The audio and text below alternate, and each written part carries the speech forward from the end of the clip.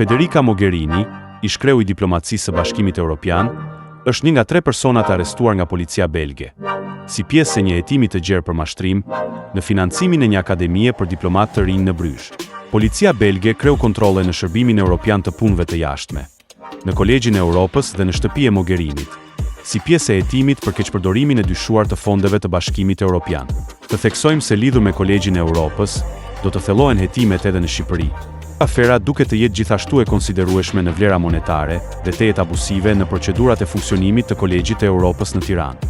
Era e skandaleve të reja të mëdha po fryn në institucionet europiane, pas bastisjeve të kryera nga policia belge. Akademia Diplomatike dhe Federica Mogherini janë nën hetim. Skandali ka të bëjë me menaxhimin e projektit për Akademinë Diplomatike të Bashkimit Evropian, një program trajnimi nëntëmujor për diplomat të rinj. Bastisjet po ushtrojnë presion mbi Kolegjin e Europës dhe rektoren e tij Mogherini, që do të duhet të flasin, por për momentin po heshtin. Operacioni ishte i koordinuar, filloi në orët e para të mëngjesit, përfshinte Policinë Federale Belge, Zyrën Europiane kundër mashtrimit dhe autoritetet hetimore të Prokurorisë Publike Europiane. Në fakt, para hetimeve, Zyra e Prokurorit Publik Europian kishte kërkuar dhe kishte marrë heqjen e imunitetit të disa të dyshuarve. Bastisja në selin e Mogherinit u bë nga 10 oficer policie, në orën 7:30 të mëngjesit të së martës, 2 dhjetor. Ky incident është skandali i fundit i madh që godet institucionet e Bashkimit Evropian, duke shkaktuar tronditje në besueshmërinë dhe transparencën e procedurave të tyre. Njëkohësisht ka shkaktuar panik në shumë drejtues të lartë dhe struktura të Bashkimit Evropian.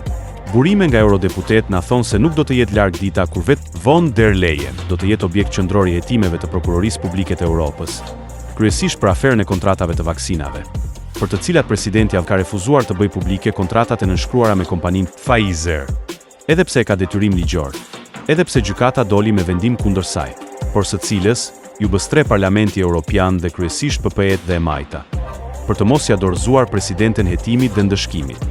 Bashkimi Evropian është organizëm i konstelacionit leftist, globalist, një megastruktur në dorën e Soros dhe demokratëve të Amerikës, ku të gjithë kuadrot e lartë, pas një përjashtim janë vegla dhe instrumentat të tyre.